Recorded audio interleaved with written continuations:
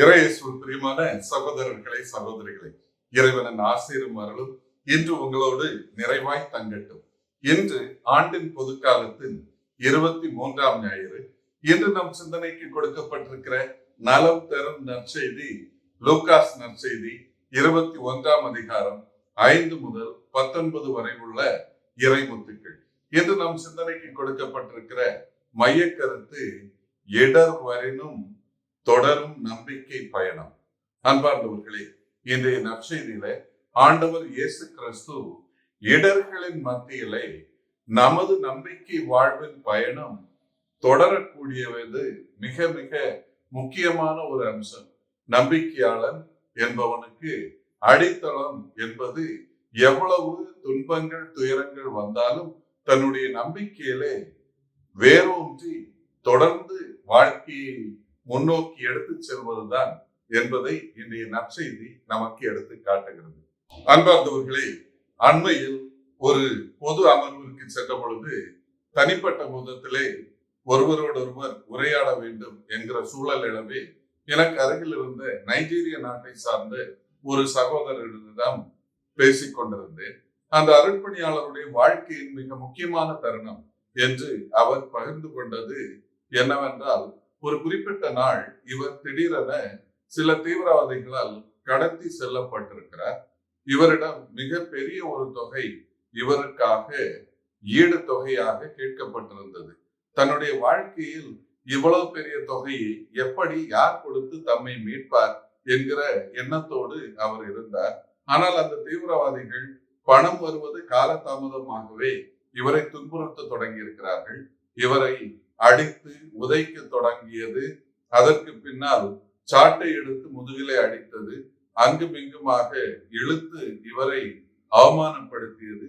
ஒரு குறிப்பிட்ட கட்டத்திலே இவரை நிர்வாணப்படுத்தி அவரை துன்புறுத்தி அதிலே மகிழ்ச்சியை கண்டு கொண்டிருந்த அந்த நேரத்தில் கூட இவர் தன்னுடைய வாழ்க்கையில் இவ்வளவு துன்பங்களுக்கு மத்தியிலே தான் மிக பெரிய துன்பத்தை அனுபவிக்கிறோம் என்கிற உணர்வு இல்லாமல் தன்னோடு யாரோ என்னோடு இருக்கிறார் என்கிற உணர்விலே கண்டிப்பாக ஆண்டவர் இயேசு கிறிஸ்து எனக்கு உந்து சக்தியாக என்னோடு இருந்து பயணிக்கிறார் என்கிற உணர்வோடு நான் அந்த துன்ப காலத்திலே பயணித்தேன். ஒரு குறிப்பிட்ட கட்டத்திலே நான் விடுதலையான பின் மீண்டும் அந்த நிகழ்வுகளை நினைத்து பார்க்கிற பொழுது நான் பட்டதெல்லாம் துன்பங்கள் அல்ல, கிறிஸ்து என்னோடு அந்த துன்பத்தை சுமந்து தாங்கி நின்றார் என்கிற உணர்வோடு தான் நான் இன்றும் இருக்கிறேன். எனவேதான் என்னுடைய நம்பிக்கை பயணத்திலே இன்னும் ஆழமாக என்னால் பயணிக்க முடிகிறது என்று சொன்னார். அன்பார்ந்தவர்களே, வாழ்க்கையில் பல நேரங்களிலே நம்முடைய துன்பங்களை நாம் தனிமையில் அனுபவிக்கிறோம் என்கிற உணர்வோடு பயணிக்கிற பொழுது துன்பங்கள் நமக்கு பாரமாக தெரிகிறது.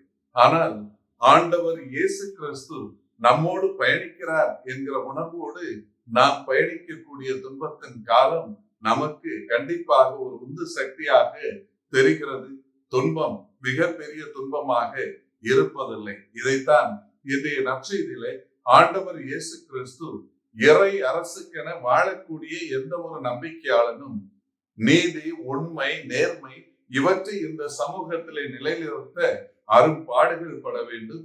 மிக சிரமங்களுக்கு மத்தியிலே வாழக்கூட நேரிடலாம்.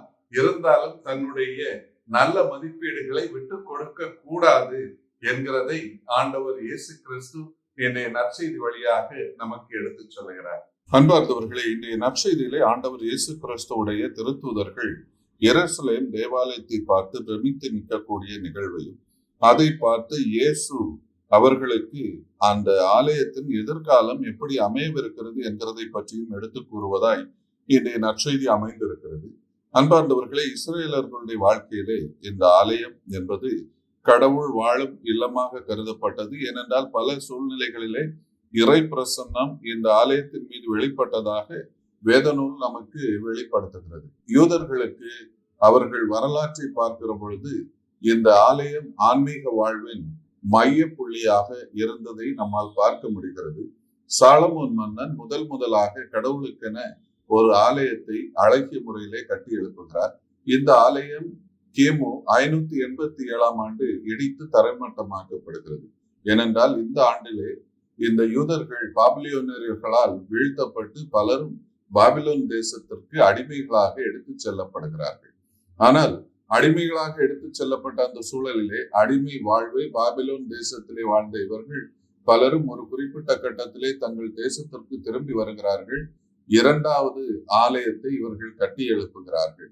ஆனால் இது முதல் ஆலயத்தை போன்று அவ்வளவு பொலிவாக இல்லை என்றாலும் தங்களால் இயன்ற அளவு அருமையான விதத்திலே கட்டியிருந்து அது வழிபாட்டு தலமாக இவர்களால் பயன்படுத்தப்பட்டது. இதற்கு பின்னால் கிமு 20ஆம் ஆண்டில ஏரோது இந்த ஆலயத்தை இடித்து தரைமட்டமாக்குகிறார். ஏனென்றால் ஆலயத்தின் பரப்பளவை கூட்டி பெரிய அளவிலே கட்ட வேண்டும் என்கிறதற்காக இவர் இந்த ஆலயத்தை கட்டுகிறார் என்கிற சூழலை நம்மால் பார்க்க முடிகிறது. ஆனால் ஏரோது கட்ட தொடங்கிய இந்த ஆலயம் கிபி 63ஆம் ஆண்டு இது நிறைவு செய்யப்பட்டது. இந்த ஆலயம் கண்டிப்பாக பிற ஆலயங்களை விட, அதற்கு முன்னால் இருந்த ஆலயங்களை விட மிக குறிப்பாக அவர் கட்டியிருந்தார் என்பது குறிப்பிடத்தக்கது. ஏனென்றால் பரப்பளவும் மிக பெரிதாக இருந்தது. எனவே இந்த தோற்றத்தை பார்த்துதான் திருத்தூதர்கள் பிரமித்து நிற்கிறார்கள் என்கிற சூழலை இன்றைய நற்செய்தி நமக்கு எடுத்துச் சொல்லுகிறது. ஆனால் 63ஆம் ஆண்டு நிறைவு செய்யப்பட்ட இந்த ஆலயம் வெறும் 7 ஆண்டிலே, அதாவது 70ஆம் ஆண்டில் இது தரைமட்டமாக்கப்பட்டது என்பது வரலாற்று குறிப்புகள் நமக்கு வெளிப்படுத்துகிறது. எனவே இயேசு இவ்வளவு அருமையான ஆலயம் கண்டிப்பாக கூடிய விரைவில் இது தரைமட்டமாக்கப்பட இருக்கிறது என்கிறதை முன்கூட்டியே எடுத்து கூறுவதை இன்றைய நற்செய்தியிலே பார்க்கிறோம். இயேசுவின் போதனையில் மிக முக்கியமான இடங்களை பெறுவது மனுமகனுடைய வருகையை குறித்த அந்த போதனை. மத்தேயு நற்செய்தி 24ஆம் அதிகாரம் 21ஆம் வசனத்திலே மனுமகனுடைய வருகை கண்டிப்பாக எதிர்பாராத நிலையிலே அமையும் என்பதை இயேசு தன்னுடைய திருத்தூதர்களுக்கு வெளிப்படுத்துகிறார். மத்தேயு நற்செய்தி 24ஆம் அதிகாரம் 42ஆம் வசனத்திலே கண்டிப்பாக இந்த மனுமகனுடைய வருகைக்காக நம்பிக்கையாளர் அனைவரும் விழிப்போடு காத்திருக்க வேண்டியதன் அவசியத்தை அவர்களுக்கு எடுத்துச் சொல்லுகிறார். இதை தொடர்ந்து மத்தேயு நற்செய்தியிலே 25ஆம் அதிகாரம் 1 முதல் 13 வரை உள்ள வசனங்களிலே எந்த விதத்திலே மகனுக்காக காத்திருக்கக்கூடிய விவேகத்தோடு செயல்படக்கூடிய 5 இளம் பெண்களையும் விவேகமற்ற 5 இளம் பெண்களையும் பற்றி இது குறிப்பிடுகிறது. இந்த விவேகத்தோடு செயல்படக்கூடிய அந்த பெண்களுடைய செயல்பாடை பற்றி இயேசு பெருமிதமாக பேசுவதும், இதை போன்று ஒவ்வொரு மனிதனும் இறை மகனுடைய வருகைக்காக காத்திருக்க வேண்டும், விழிப்போடு காத்திருக்க வேண்டும் என்பதையும் வெளிப்படுத்துகிறார். மத்தேயு நற்செய்தி 25ஆம் அதிகாரம் 31 முதல் 46 வரை உள்ள வசனங்களிலே இறுதி நாட்களிலே கண்டிப்பாக இறுதி தீர்வு நடக்கும் என்பதையும், மனுமகனுடைய 2ஆம் வருகையின் பொழுது நல்லவர்கள் தீயவர்களிடமிருந்து பிரிக்கப்படுவார்கள் என்கிறதன் நிலையையும் ஆண்டவர் இயேசு கிறிஸ்து தன்னுடைய திருத்தூதர்களுக்கு எடுத்துச் சொல்லுகிறார். அன்பார்ந்தவர்களே, இயேசுவின் மீது கொண்ட நம்பிக்கையின் நிமித்தம் இயேசுவின் நம்பிக்கையாளர்கள் எத்தகைய துன்பங்களை, துயரங்களை வாழ்க்கையில் அனுபவிக்க தயாராக வேண்டும் என்கிறதை இயேசு தன்னுடைய திருத்தூதர்களுக்கு எடுத்துச் சொல்லுகிறார்.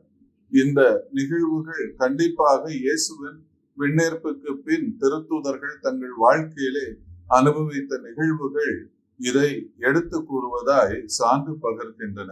சிறப்பாக எடுத்து சொல்ல போனால் திருத்தூதர் பணி 12ஆம் அதிகாரம் 1 முதல் 5 வரை உள்ள வசனங்கள் மற்றும் 21ஆம் அதிகாரம் 27 முதல் 36 வரை உள்ள வசனங்கள் எப்படி திருத்தூதர்கள் கைது செய்யப்பட்டு துன்புறுத்தப்படுகிறார்கள் என்பதை இது வெளிப்படுத்துவதாய் அமைந்திருக்கிறது. திருத்தூதர் பணி 9ஆம் அதிகாரம் 5ஆம் வசனம், 12ஆம் அதிகாரம் 1 முதல் 2 வரை உள்ள வசனங்கள், இதை போன்று இதில் பல பகுதிகளிலே எந்த விதத்திலே நம்பிக்கையாளர்கள் கிறிஸ்துவின் மீது கொண்ட நம்பிக்கை என்கிற ஒரே காரணத்திற்காக இவர்கள் பலவாறும் துன்புறுத்தப்படுகிறார்கள் என்கிறதை வெளிப்படுத்துகிறது.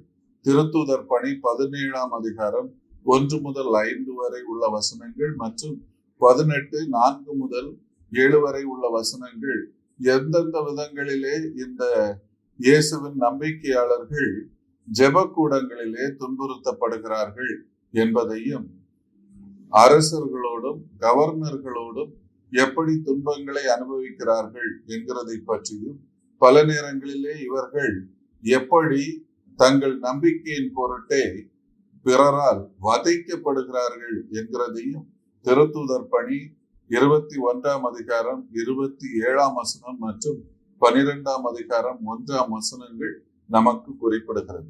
எனவே கிறிஸ்து வெறுமனே தன் நம்பிக்கையாளர்களுடைய எதிர்காலம் எப்படி அமையவிருக்கிறது என்கிறதை கற்பனை வடிவிலே சொல்லவில்லை.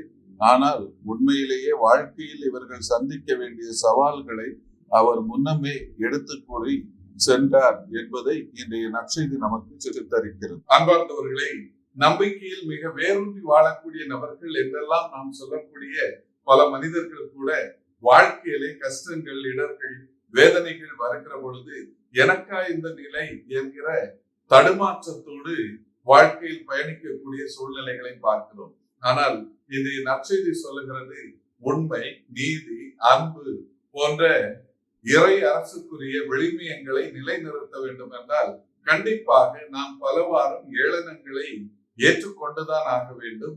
ஏற்ற தாழ்வுகளை ஏற்று வாழ்க்கையிலே முன்னோக்கி பயணிக்கக்கூடிய மனப்பக்குவம் வேண்டும். கிறிஸ்துவின் நம்பிக்கையாளன் என்றால் இறையரசின் கோட்பாடுகளின்படி வாழ்வது அவ்வளவு சுலபம் அல்ல. துன்பங்களை ஏற்றுக்கொண்டுதான் முன்னோக்கி பயணிக்கக்கூடிய மனப்பக்குவம் வேண்டும் என்பதை இன்றைய நற்செய்தி நமக்கு எடுத்துச் சொல்லுகிறது.